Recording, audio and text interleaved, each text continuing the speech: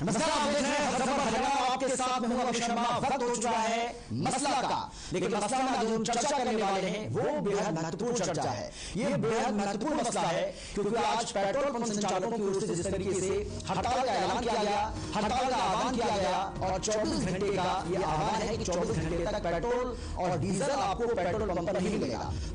हम किस तरीके से लोग आज भटकते हुए नजर आए। पेट्रोल पंप पर लोग पहुंच रहे थे लेकिन उनको ना तो वहां पर पेट्रोल मिल रहा था और ना ही वहां पर उनको डीजल मिल रहा था। दिक्कतों का सामना उनको करना पड़ा, लेकिन पेट्रोल पंप संचालकों का यह कहना है कि उनकी मजबूरी है और मजबूरी के चलते उन्हें ऐसा कदम उठाना पड़ा है। लेकिन बड़ा सवाल यह है कि ऐसी आपकी क्या मजबूरी रही जिससे आप लोगों को परेशानी में डाल रहे हैं। इसी पर आज हम चर्चा करने वाले हैं। बड़ा सवाल यह भी रहेगा कि क्या हड़ताल ही इसका एक समाधान है, हड़ताल के अलावा कोई और विकल्प आपके पास नहीं है। इसको लेकर भी हम चर्चा करेंगे, लेकिन पहले एक रिपोर्ट आपको हम दिखाते हैं और उसके बाद चर्चा की शुरुआत करते हैं। पेट्रोल डीजल के हर रोज बढ़ते दामों ने आम आदमी का जीना मुहाल कर दिया था। केंद्र सरकार पर दाम कम करने का दबाव लगातार बढ़ता जा रहा था। मसलन केंद्र ने दिवाली के मौके पर पेट्रोल डीजल पर एक्साइज ड्यूटी और हरियाणा सरकार ने वैट कम कर लोगों को बड़ी राहत दी। लेकिन लगता है कि पेट्रोल पंप संचालकों को ये राहत रास नहीं आई। दरअसल all Haryana petrol diesel dealer association ने सोमवार को हड़ताल रखी। 24 घंटे की इस हड़ताल से लोग हलकान हैं। अपने वाहनों में पेट्रोल डीजल डलवाने के लिए लोग दिल्ली का रुख करते दिखे। तो आज पेट्रोल पंप एसोसिएशन की आपकी हड़ताल थी, क्या कुछ मांगों को लेके आपकी हड़ताल? हमारी मांग सिर्फ नकली डीजल जो मार्केट में बिक रहा है इसको बंद करवाने के लिए प्रशासन से बार बार मांग कर चुके हैं, लेकिन प्रशासन इसके ऊपर कोई अमल नहीं कर रहा था। इसलिए हमने पूरा हरियाणा में इसकी स्ट्राइक रखी है आज की। जी देखिए, आज सुबह से हम देखने को मिल रहा था कि सभी पेट्रोल पंप बंद थे, लेकिन रिलायंस का जो पेट्रोल पंप था वो स्टार्ट थे।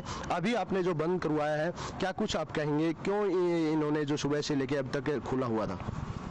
इसके बारे में तो इनको जानकारी नहीं थी, इसको आगे हमने जानकारी दे दी, उसके बाद इन्हें बंद कर दिया। अब क्या लगता है, जो आपने जो पूरे प्रदेश के अंदर रिलायंस के पेट्रोल पंप भी जो बंद हो रहे हैं, तो इससे आप सरकार के ऊपर किस तरह का आप दबाव बना पाएंगे? सरकार के ऊपर दबाव तो हमारा यही कि हमारा जो 2 नंबर का डीजल बिक रहा है उसको बंद करवा दे। अगर फिर भी बंद नहीं करते तो हम स्टेट लेवल पे कोई मीटिंग करके और फैसला लेंगे और अनिश्चित काल के लिए पूरा हरियाणा को बंद करेंगे। एक तरफ आम नागरिकों को भी बहुत परेशानी का सामना उठाना पड़ रहा है, तो क्या किसी को इमरजेंसी व्हीकल या फिर किसी को तेल डालने की अनुमति है या नहीं? एम्बुलेंस और फायर ब्रिगेड को कोई भी आओ तेल ले सकता है। और हमने इसके बारे में कम से कम 10 दिन से लगातार हम इसको पेपर में न्यूज दे रहे हैं, भाई इस तारीख को स्ट्राइक रहेगी। इसलिए हमने असुविधा के लिए माफी भी मांगी। अभी प्रदेश के सभी जो रिलायंस के पेट्रोल पंप है, क्या अभी वो सभी बंद हो चुके हैं? हाँ बिल्कुल जी, बहुत बहुत धन्यवाद। लेकिन लगता है कि पंप संचालकों का लोगों की परेशानी से कोई वास्ता ही नहीं है। पेट्रोल पंप संचालकों की मांग है कि उन्हें प्रदेश में बायोडीजल के नाम पर नकली डीजल की बिक्री पर रोक लगे, डीलरों की कमीशन बढ़ाई जाए, उनके नुकसान की भरपाई हो और वैट को पंजाब के बराबर किया जाए। पहले पेट्रोल डीजल पर केंद्र की ओर से एक्साइज ड्यूटी कम की गई, फिर हरियाणा सरकार ने भी वैट में कमी कर दी। इससे जहां आम लोगों ने चैन की सांस ली, वहीं पेट्रोल पंप संचालकों को हड़ताल के लिए मजबूर होना पड़ा। हालांकि हड़ताल अभी जारी है और मंगलवार सुबह 6 बजे तक लोगों को पेट्रोल डीजल की समस्या से दो चार होना पड़ेगा। पेट्रोल पंप डीलरों ने चेतावनी दी है कि अगर उनकी मांगें पूरी नहीं की गई तो आगे अनिश्चितकालीन हड़ताल की जाएगी। ब्यूरो रिपोर्ट, हर खबर हरियाणा।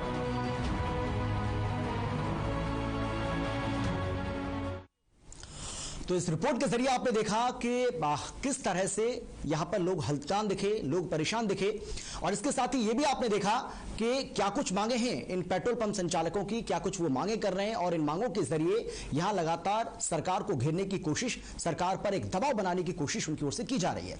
इसी को लेकर आज हम चर्चा करेंगे और कौन कौन खास मेहमान हमारे साथ मौजूद रहेंगे।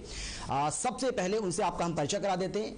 हमारे साथ विदुल रावल जो कि बीजेपी के प्रवक्ता हैं, हमारे साथ जुड़ गए और अब से कुछ ही देर के बाद सुरेश रोड जी जो कि कांग्रेस के प्रवक्ता हैं, वो भी हमारे साथ मौजूद रहेंगे।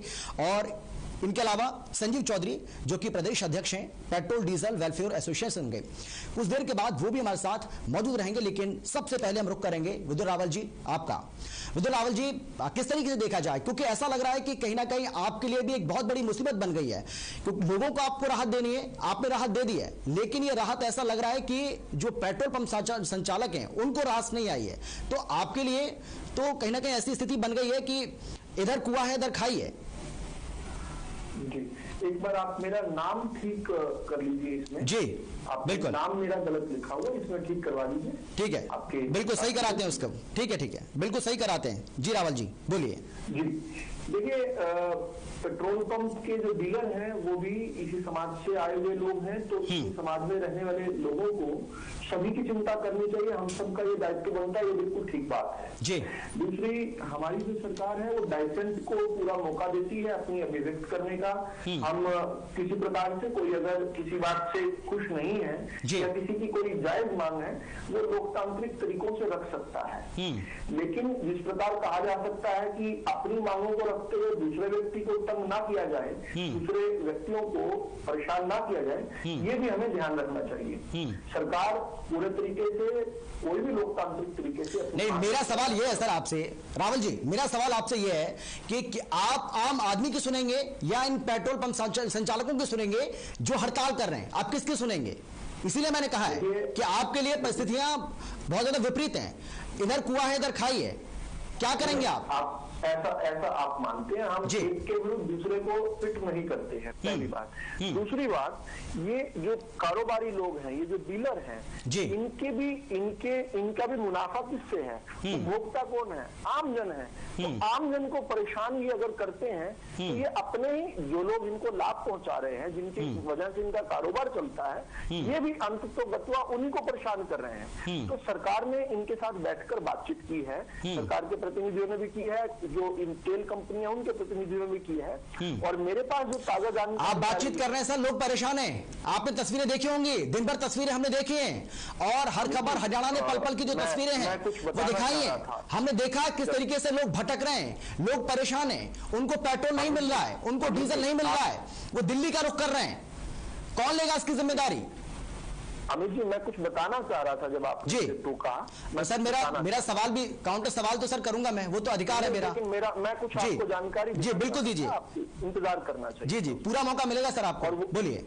नहीं, आप भी अवसर लीजिए, आपके दर्शकों तक कुछ जानकारियां पहुंचनी चाहिए। आप ये विचार कीजिए कि किस में आपको टोकना है। बोलिए रावल साहब, बोलिए। ये जानकारी आपको देता हूं, मेरे पास एक जो ताजी जानकारी आ रही है, मेरे सूत्रों के द्वारा मेरे पास जानकारी आ रही है कि जो हड़ताल सुबह 6 बजे तक कल चलनी थी, उसको प्रीमेच्योरली, उसको अभी थोड़ी देर पहले जो है सहमति बन गई है कि डीलर एसोसिएशन ने सहमति जताई है कि उसको जो है कुछ उन्होंने अपनी शर्तें रखी है, जिसको सरकार ने कहा है कि उस पर विचार कर लेते हैं 15 दिन का समय लेकर, उसको ये प्रीमेच्योरली उन्होंने बंद कर दिया है। और मेरे पास ये जानकारी बड़ी जल्दी ऐसे घोषणा करने वाले हैं, जब आपसे और आप और मैं बातचीत यहाँ पर कर रहे हैं तब इस बारे में रूपरेखा बने कि अभी तुरंत अभी की अभी से हड़ताल को रोकने की बात है। अभी आपके यहाँ पर ठीक है, मैं आ रहा हूँ आपके पास, मैं रावत साहब आपके पास आ रहा हूँ। हमारे साथ संजीव चौधरी जुड़ गए जो कि प्रदेश अध्यक्ष हैं पेट्रोल डीजल वेलफेयर एसोसिएशन के।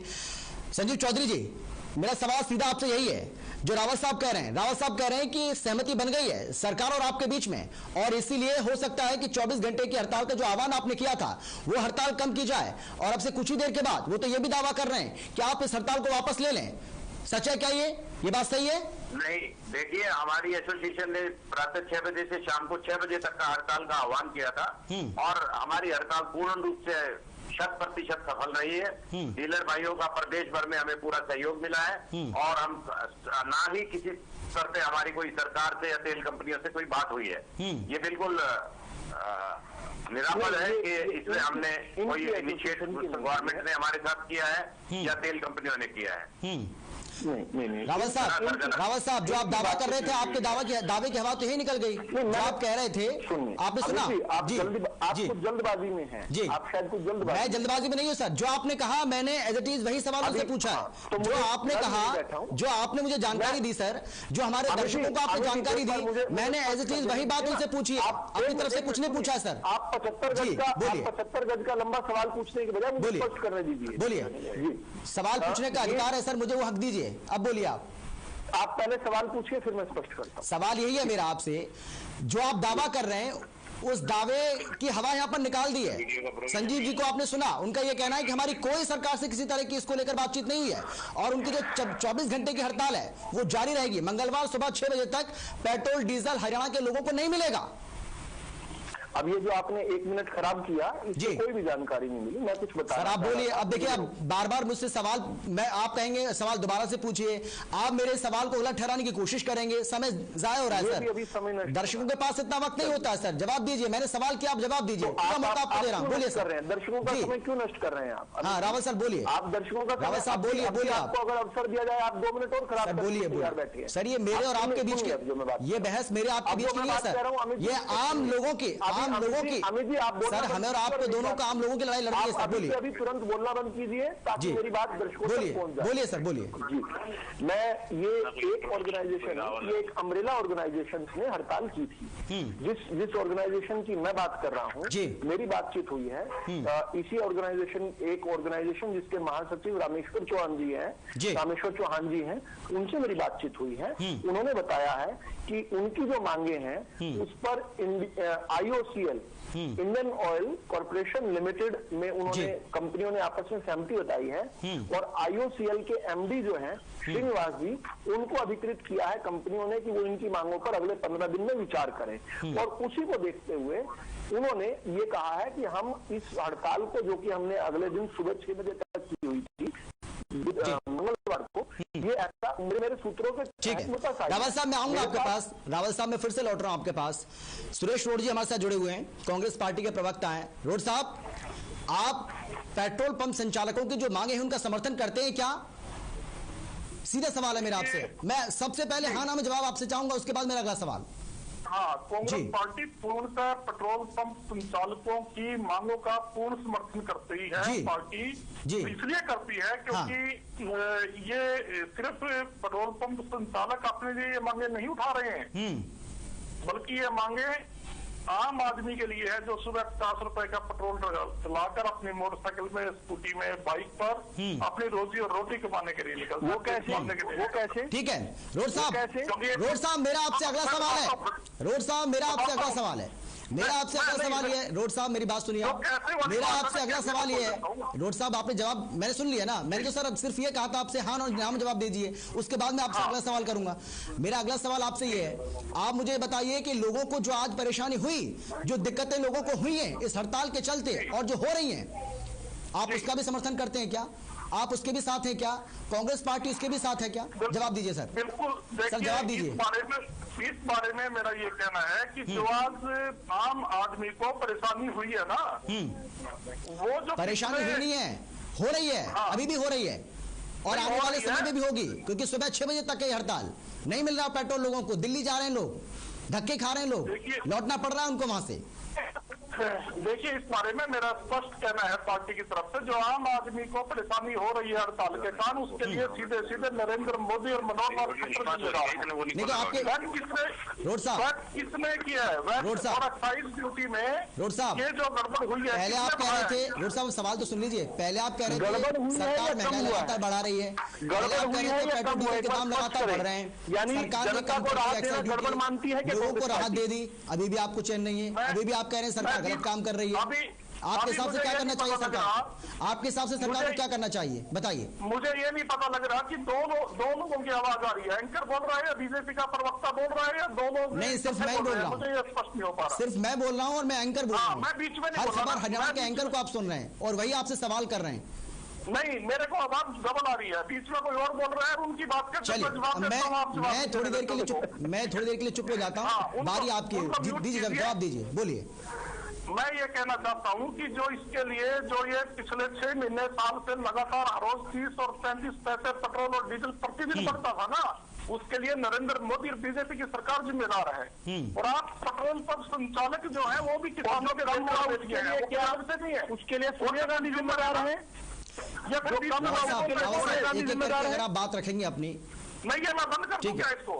रोड साहब हमारे साथ, रोड साहब हमारे साथ सुन लीजिए आप। सुरेश जी, आप गलत शब्दों का प्रयोग करते हैं। रावल जी भी बीजेपी की ओर से सम्मान दीजिए, चौधरी सम्मान दीजिए। हाँ ठीक है, एक एक आपका साथी प्रकार आप एक करके आप अभी बात रखिए। रावल साहब आप मैं भी एक पार्टी का प्रवक्ता हूँ, आप इस प्रकार से गलत शब्द ना बोला कीजिए। चलिए बोलिए। मैं गलत शब्द बोलने लगूंगा तो आपके लिए समस्या उत्पन्न होगी। मेरे ऐसे संस्कार नहीं है, लेकिन आप कहोगे तो मैं आपको आपकी हैसियत बता दूंगा, लेकिन मुझे अच्छा नहीं लगेगा।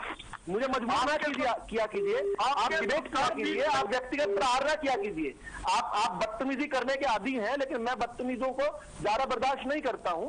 आप अपने संस्कार प्रदर्शित ना किया कीजिए, आपसे आप चर्चा किया कीजिए। व्यक्तिगत प्रहार करने की आवश्यकता नहीं होती, चर्चा करना सीखिए। किस प्रकार से दो सभ्य लोग चर्चा करते हैं, ऐसी चर्चा सीखिए।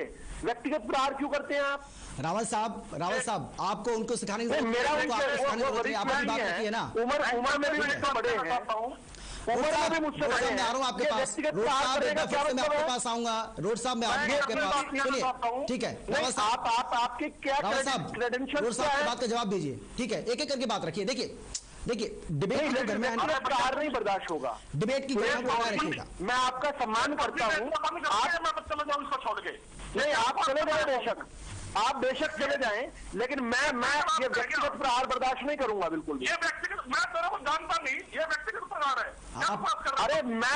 अरे तू मेरे को नहीं जानता तो मुझे जान जा। आप दोनों समय खराब कर रहे हैं सर, आप दोनों समय खराब कर रहे हैं। एक एक करके अपनी आप बात रखिए सर, डिबेट के घर में आपको बनाए रखिएगा। रावल साहब मैं रोड साहब आ रहा हूँ और उम्मीद करूंगा कि थोड़ी देर आप चुप रहेंगे, लेकिन चर्चा करने का तरीका सीखो, चर्चा करने का तरीका सीखो। आप हमारे रावल साहब आप बात रखिए ना अपनी, अपना स्तर हर चर्चा में ना दिखाया। रावल साहब आप भी थोड़ा ध्यान रखिए, घटिया स्तर चर्चा में ना दिखाया कर। मुझे खेद है, मुझे तेरे स्तर पर उतर कर तुझे सिखाना पड़ रहा है, इस बात का मुझे खेद है। मेरे इस प्रकार के संस्कार ना मेरे खुद के हैं ना मेरी पार्टी के हैं, लेकिन तू अपनी बात कहकर दूसरे व्यक्ति को व्यक्तिगत तौर पर ना बताया कर। दूसरी बात, तेरे कितने क्रेडेंशियल हैं? लोगों की डिबेट है सर, ये व्यक्तिगत डिबेट नहीं है। आप एक दूसरे को पाठ पढ़ाते रहेंगे, समय जाया हो रहा है सर। प्रदेश की जनता लगातार नकारती है। रावल साहब तीसरे और चौथे आप अभी बात रखिए सर। चुनाव रोड साहब मेरी आपसे भी गुजारिश है, रोड साहब पर आकर तुम डिबेट में जो है बड़ी बात। रोड साहब मेरी आपसे भी गुजारिश है, अपनी देखिए आप भाषा की जो मर्यादा है उसका ख्याल रखिए, तरीके से अपनी बात रखिए। इन्हें चाहिए, आप दोनों समय खराब कर रहे हैं सर, आप हमारा समय खराब कर रहे हैं, आप अपना समय खराब कर रहे हैं, और वो तमाम दर्शक जो इस वक्त हमें और आपको देख रहे हैं उनका भी समय खराब कर रहे हैं। चर्चा करने में बिल्कुल शामिल होने में बिल्कुल विश्वास नहीं रखता, जिनको अपने साथी प्रवक्ता का सम्मान नहीं है। कोई भी ऐसे व्यक्ति की आवश्यकता नहीं है बिल्कुल भी। जी रावल साहब बोलिए। मैं ऐसा कह रहा था कि देखिए, चर्चाओं में हमें अपनी बात रखनी चाहिए, दूसरे की बात सुननी चाहिए। इस प्रकार से व्यक्तिगत तौर पर क्यों बोले कोई, किसी को नहीं बोलना चाहिए। मैं इतना कह रहा था, कांग्रेस हमेशा समस्या के साथ रहती है, समाधान के खिलाफ रहती है। अभी आपने पूछा कि आप डीलर एसोसिएशन के साथ हैं, उन्होंने फट से कहा हाँ जी मैं डीलर एसोसिएशन के साथ हूं। फिर आपने कहा कि आप परेशान जनता के साथ हैं, उन्होंने कहा हाँ परेशान जनता के साथ हूं। अब जनता को जो परेशानी हो रही है वो डीलर्स द्वारा की गई हड़ताल के कारण हो रही है, पहली बात। तो जब आप दोनों पक्षों के साथ हो तो आप किसी के भी साथ नहीं हो, आप दोनों लोगों को मूर्ख बनाने का प्रयास कर रहे हो। जनता के साथ आप इसी प्रकार से 70 साल तक छल करते आए हो। आप स्टैंड लीजिए, आप अपना पक्ष बताइए कि वो व्यक्ति ठीक है, ये ठीक है, लेकिन आप ऐसा नहीं करते। दूसरी बात, ये कह रहे वैट के अंदर गड़बड़ की। ठीक है, आ रहा हूं आपके पास। गड़बड़ क्या की? संजीव जी आपके पास घटा दिया, एक्साइज ड्यूटी घटाकर जनता को राहत दी, तो ये गड़बड़, इसको गड़बड़ की संज्ञा देती है कांग्रेस अपना मत स्पष्ट करे कि जनता को दी गई राहत को वो गड़बड़ जैसे संज्ञा से सूचित करती है। मैं बड़ा हैरान हूं इस बात को सुनकर। तीसरी बात, वो ये कहते हैं कि इसके लिए नरेंद्र मोदी जिम्मेदार है। जो 30 पैसे बढ़ रहे थे, जो 35 पैसे प्रतिदिन बढ़ रहे थे, उसके लिए नरेंद्र मोदी और मनोहर लाल जिम्मेदार है, यानी भाजपा जिम्मेदार है। लेकिन जब 8 रुपए, 10 रुपए और 12 रुपए, और हरियाणा जैसे प्रांत में तो 15-15 रुपए की जगह पर, रावल साहब तो उसके लिए क्या उसके रावत साहब आपके पास आऊंगा, जब बढ़ोतरी रावत साहब आपके पास भी आ रहा हूँ, रोड साहब आपके पास भी आऊंगा, मोदी को जिम्मेदार संजीव जी हमारे साथ बने हुए हैं, बात पूरी करने दीजिए। एक बार मुझे 10 सेकंड में अपनी बात सर, अगर आप ही बोलते रहेंगे तो बाकी लोगों का क्या होगा? अरे मुझे 10 सेकंड में मेरी बात पूरी करने दीजिए। समय की भी एक मुझे केवल 10 सेकंड में मेरी बात पूरी करने दीजिए। जल्दी से 10 सेकंड आपके पास। तो उनकी तीसरी बात मैं ये जल्दी से खत्म करता हूँ। वो कह रहे थे कि जो 30 और 35 पैसे प्रतिदिन बढ़ रहा है, उस बढ़ता रहा, उसके लिए नरेंद्र मोदी और मनोहर लाल खट्टर यानी भाजपा जिम्मेदार है। तो क्या जो एक साथ एक मुश्त 10, 12, 15 रुपए जो घटा है, उसके लिए क्या युगांडा की सरकार जिम्मेदार है या सोनिया गांधी जिम्मेदार है? उसके लिए कौन जिम्मेदार? जिसने जनता को रात भी तो नरेंद्र रावत साहब आ रहा है। रावत साहब अगर आप ही बोलते रहेंगे, बाकी लोग भी तो है सर, उनको भी मुझे समय देना है सर। आप भी समझिए बात को, आप भी समझिए। आप देखिए मुझे पाठ पढ़ा रहे हैं, आप दूसरे प्रवक्ता को पाठ पढ़ा रहे हैं, लेकिन आप भी तो इस बात का ध्यान रखिए कि कम से कम आपको जो समय दिया जा रहा है आप अपने समय में बोलिए। मैं जब रुकने के लिए आपको बोल रहा हूं तो आप रुक जाइए, क्योंकि और लोगों को भी समय देना है सर। संजीव जी मेरा सीधा सवाल आपसे ये है सर, क्या हड़ताल ही एक बात आपके पास विकल्प था? हड़ताल के अलावा अपनी बात को मनवाने का और कोई तरीका आपके पास नहीं था? और जो लोगों को परेशानी हुई है, पूरे हरियाणा प्रदेश की जनता को बेवकूफ बनाया जा रहा है। सर, ये जो सवाल तो सुन लीजिए, मेरा सवाल पूरा नहीं हुआ है नहीं पता कि अभी हड़ताल चल रही है कि नहीं चल रही है। संजीव जी मेरा सवाल पूरा नहीं हुआ है। संजीव जी मेरा सवाल भी पूरा नहीं हुआ, मेरा सवाल सुन लीजिए सर। जो हड़ताल की काल थी वो सुबह 6 बजे से लेकर संजीव जी ये बताइए, जो लोगों को परेशानी हुई है या परेशानी हो रही है, उसकी जिम्मेदारी कौन लेगा? प्रदेश सरकार के किसी अधिकारी ने, किसी नेता ने और सरकारी तेल कंपनियों के किसी नेता ने, अधिकारी ने अभी तक हमारी एसोसिएशन से कोई संपर्क नहीं किया है। अब अगली बात बताता हूं कि हड़ताल ही एक विकल्प थी। अभी आप कह रहे थे कि इतने पैसे बढ़ रहे थे, इतने घट रहे थे, आप तब क्या युगांडा की सरकार थी? मैं कहता हूं कि ये तानाशाही और जालिमों की सरकार थी, जिसने बिना लिसन में, पहले मुझे बोलने का मौका दीजिए, बहुत देर से आपकी बात सुन रहा हूँ। पूरे हरियाणा प्रदेश की जनता को ये विधु रावल जी मूर्ख बना रहे हैं। क्या समझते हैं आप इस बात को? ये समझिए कि जब रेट बढ़ रहा था तो भी जनता की जेब पे डाका डाला जा रहा था, जब भी जनता की जेब उसमें डाका डाला जा रहा था। पेट्रोल पंप डीलर्स की लागत नित्य प्रति बढ़ती जा रही थी। जो गाड़ी 12,000 लीटर की 7 लाख में आती थी वो 11.5 लाख में आने लग गई थी। इसके बाद अचानक 1 तारीख से जो त्योहारों का सीजन शुरू हो रहा था, सभी डीलर्स के पास 4-4, 5-5 दिन नहीं, लेट मी फिनिश। नो, मुझे बोलने का मौका दीजिए, बहुत देर से आपको झेल रहा हूँ। आप मेरे को सुनिए अमित शर्मा जी, जब इस बात का मौका दिया जा रहा था, जब टैंक हमारे टैंक फुल थे। आप मुझसे चर्चा कर ही रहे हैं संजीव जी, आप मुझसे चर्चा कर रहे हैं, आप मुझसे बातचीत कर रहे हैं। इसी बीच ये खबर सामने आ रही है कि हिसार और सोनीपत में संजीव जी बहुत बड़ी जानकारी आपको दे रहा हूँ। संजीव जी बहुत बड़ी जानकारी आपको दे रहा हूँ।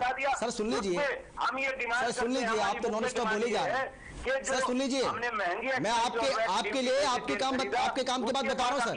4 तारीख को हमने घटी हुई दरों, टैक्स दरों पर जो तेल बेचा, संजीव जी मैं आपके के काम की बात बता रहा हूँ सर। क्या ये विधु रावल बैठे हैं भाजपा के? आपको मेरी आवाज आ नहीं रही है या जानबूझ के आप सुनना नहीं चाह रहे हैं? संजीव जी आपको मेरी आवाज नहीं आ रही है या आप जानबूझ के सुनना ही नहीं चाह रहे हैं मुझे? मैं अपनी बात कहना चाह रहा था कि हड़ताल की क्यों? देखिए संजीव जी आप मुझसे चर्चा कर रहे हैं, आप मुझसे चर्चा कर रहे हैं, इसी बीच ये जानकारी आ रही है। मैं आपको सुन नहीं पा रहा हूँ। हिसार और सोनीपत में हड़ताल खत्म हो गई है पूरे हरियाणा प्रदेश में। ये संजीव चौधरी का हिसार और सोनीपत को हरियाणा का पार्ट नहीं मानते हैं क्या? अभी ये यहाँ पर बैठकर झुठला रहे थे मेरी बात को। एक बात, दूसरी बात अमित जी, मैं जल्दी से ये बात खत्म करना चाहता हूँ, कहना चाहता हूँ। देखिए संजीव चौधरी जी, आपका कोई पक्ष हो सकता है, आपका पक्ष सुनने के लिए सरकार आतुर है, आप अपना पक्ष कहिए, आपको अपनी बात रखने का पूरा आपका अधिकार है। लेकिन संजीव जी एक बार मुझे बीच में ना, संजीव जी आप मेरे खिलाफ बोलते रहे, मैं धैर्य से सुनता रहा, इतना तो आप भी धैर्य रख सकते हैं ना मेरी बात सुनने का। मेरी बात भी पूरी करने दीजिए, आपकी बात धैर्य मैंने टोका तो नहीं आपको, मेरे को भी तो एक बात कहने कीजिए। संजीव जी जिस प्रकार से आपको आपकी बात रखने का अधिकार है, मुझे भी तो है। मैंने आपको टोका नहीं, आप बार बार मेरा नाम ले रहे थे अपनी पूरी बात में। मेरा भी तो सुन लीजिए थोड़ी सी बात, मैं बिल्कुल जल्दी खत्म करता हूँ। मैं जल्दी खत्म करता हूँ संजीव जी, मैं आपको ये बताना चाहता हूँ संजीव जी, रावल जी, सुरेश जी और तंग कर रहे हैं। ठीक है रावल जी, सुरेश जी और संजीव जी देखिए, ये जो आरोप प्रत्यारोप हम एक दूसरे पर लगा रहे हैं, उससे बढ़कर हम इस डिबेट को थोड़ा सा प्रोडक्टिव बनाना चाहते हैं। और इसीलिए सर मैं कह रहा हूं कि आप मेरा ठीक से सवाल सुनिए, उसका जवाब दीजिए, एक एक करके आप जवाब देंगे तो हमारे लिए बेहतर है, आपके लिए बेहतर है सर। रोड साहब मैं आपके पास आना चाह रहा हूं। रोड साहब आप कह रहे हैं कि आप लोगों के भी साथ हैं और आप ये भी कह रहे हैं कि आप पेट्रोल पंप संचालक जो उनके भी साथ हैं, लेकिन रावत साहब का ये आरोप है आपके ऊपर कि आप अगर दोनों के साथ हैं इसका मतलब आप किसी के साथ नहीं हैं, आप सिर्फ नाटक कर रहे हैं, आप दिखावा कर रहे हैं। देखिए मैं आपको स्पष्ट करता हूं दोबारा से जी, ये जो स्ट्राइक है इसमें तीन पक्ष जो है ना वो एक साथ है। ये गंभीर बात है, आपको इस विषय में दोबारा डिबेट करनी पड़ेगी। हल्की बात ना मैं करता ना मैं सुनता। जी बिल्कुल करेंगे। इस बात का आप नोट कर लीजिएगा। तीन पक्ष जो आज आप जिसके बीच में डिबेट कर रहे हो ना, इंडियन ऑयल के या ऑयल कंपनी के, इसमें ऑयल कंपनी भी साथ है, पेट्रोल पंप डीलर भी साथ है और तीसरे कंज्यूमर भी साथ है जो आम आदमी है। तीनों की लड़ाई बीजेपी सरकार के खिलाफ है। ये आज आपको दिखाई नहीं दे रही, महीने 2 महीने 6 महीने के अंदर आपको किसानों के आंदोलन की तरह आम आदमी पेट्रोल पंप डीलरों की और ऑयल कंपनी की लड़ाई खुद लड़ेगा। क्योंकि ऑयल कंपनी को भी नुकसान दे रही है सरकार। इंडियन ऑयल 32-33 रुपए प्रति लीटर लेती है। ये जो वैट की लूट, ये जो एक्साइज ड्यूटी की लूट पिछले 1 साल से या 1.5 साल से मचाई गई है। जब क्रूड ऑयल 150 रुपए को होता था तो तब हमने मनमोहन सिंह जी की सरकार में, कांग्रेस सरकार में, श्रीमती सोनिया गांधी की अध्यक्षता में 60 और 70 रुपए में पेट्रोल और डीजल बांटा था आम जनता को। और जब क्रूड ऑयल 60 और 70 में आ गया तो 100 के पास डीजल और पेट्रोल है। ये लूट किसकी है? ये बीजेपी की केंद्र और राज्य सरकारों की है और इसके खिलाफ तीनों पक्ष एकजुट होंगे।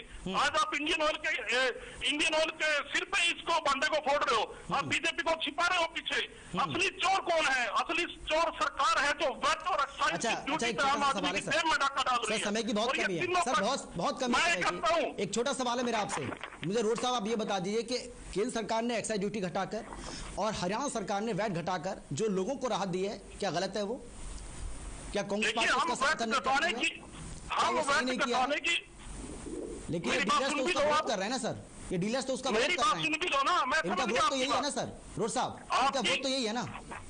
आपकी बात मैंने समझ ली, मेरा जवाब तो सुन लो ना जी। वैट घटाने का हम विरोध नहीं करते, हम तो चाहते हैं पेट्रोल पंप डीलरों को, बिल्कुल मेरे साथी अभी बोल रहे थे 12 लाख की गाड़ी पड़ती है, पहले वो 7 लाख में लगती थी। हम चाहते हैं वैट और घटाया जाए।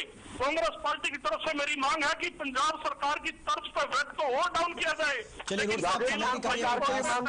साहब आपका, रावत साहब आपका और संजीव चौधरी जी आपका, आप तीनों का बहुत बहुत धन्यवाद, बहुत बहुत शुक्रिया इस चर्चा में आने के लिए, अपनी अपनी बात रखने के लिए। लेकिन बड़ा सवाल है ये कि लोगों को राहत मिलेगी तो मिलेगी कैसे? हालांकि इस बीच एक बड़ी जानकारी भी सामने आ रही है और बड़ी खबर ये मिल रही है, इसके पहले हम आपको बता भी रहे थे कि हिसार और सोनीपत ये 2 जिले ऐसे हैं जहां पर हड़ताल खत्म करने का ऐलान किया जा चुका है और कहा जा रहा है कि आने वाले समय में हो सकता है, क्योंकि जो वक्त रखा गया उसमें कहा जा रहा है कि मंगलवार सुबह 6 बजे तक ये जो हड़ताल है वो चलने वाली है। लेकिन अभी जानकारी हमें ये मिल रही है कि 2 जिलों जिसमें हिसार और सोनीपत में हड़ताल को खत्म कर दिया गया है। और जिस तरीके से आप बीजेपी के जो प्रवक्ता हैं उनको सुन भी रहे थे, उनका यह कहना था कि बहुत जल्द इस हड़ताल को खत्म कर दिया जाएगा। बातचीत अभी चली रही है और लेकिन ये जो बड़ी जानकारी है हम आपको लगातार दे रहे हैं। एक बार फिर से आपको हम बता दें कि पेट्रोल पंप संचालकों की जो हड़ताल है वो खत्म हो चुकी है। सोनीपत और हिसार जिले में ये हड़ताल खत्म करने का ऐलान कर दिया गया है। 24 घंटे से पहले ही हड़ताल को खत्म कर दिया गया है। सोनीपत और हिसार में अब हड़ताल नहीं है, यानी कि सोनीपत और हिसार ये 2 जिले ऐसे हैं हरियाणा के जहां पर आपको पेट्रोल और डीजल अब आसानी से उपलब्ध हो जाएगा, क्योंकि जानकारी ये मिल रही है कि यहां के जो पेट्रोल पंप संचालक हैं उन्होंने हड़ताल को खत्म करने का फैसला किया है और कहा जा रहा है कि बहुत जल्द आने वाले जिलों में भी ऐसी सूचना हमें देखने को मिल सकती है, ऐसी जानकारी हमें मिल सकती है कि वहां भी इस हड़ताल को वापस लेने का फैसला पेट्रोल पंप संचालकों की ओर से ले लिया गया है। क्योंकि जिस तरीके से ये हड़ताल की गई, लोगों को इससे भारी दिक्कतों का सामना करना पड़ा और इस बात को बखूबी जो पेट्रोल पंप संचालक हैं वो भी समझ रहे हैं। इसके साथ ही सरकार भी इस बात को समझ रही है कि लोगों को इससे परेशानी का सामना करना पड़ रहा है और इसीलिए आपसी सहमति के जरिए इसको सुलझाने की लगातार कोशिश की जा रही है। और ऐसा लग रहा है कि काफी हद तक सरकार इसमें कामयाब भी हो पाई है, क्योंकि जानकारी यह है कि हिसार और सोनीपत में हड़ताल को वापस लेने का फैसला किया जा चुका है और आने वाले समय में कुछ